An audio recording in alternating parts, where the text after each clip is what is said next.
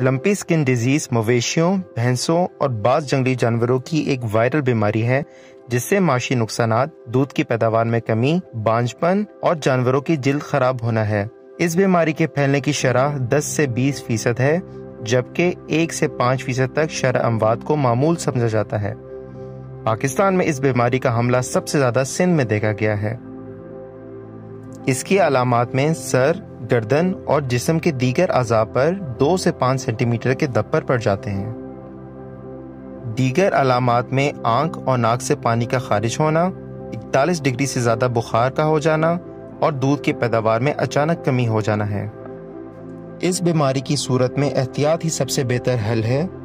बीमार जानवरों को मुकम्मल तौर पर दूसरे जानवरों से अलग कर दें, फौरी वैक्सीन लगवाएं, मुतासरा जगह से जानवरों की नकलो हरकत को कंट्रोल करें जब तक कि जानवरों को नकलो हरकत से कम 28 दिन पहले वैक्सीन न लगा दी जाए। अगर मुमकिन हो तो मवेशी फार्मों पर काटने वाली मक्खियां और मच्छरों को कंट्रोल करें जो कि इस वायरस को फैलाने का एक बड़ा सबब बनते हैं। मुतासरा अहाते में जरासीम कुछ स्प्रे का इस्तेमाल मौसर पाया जाता है।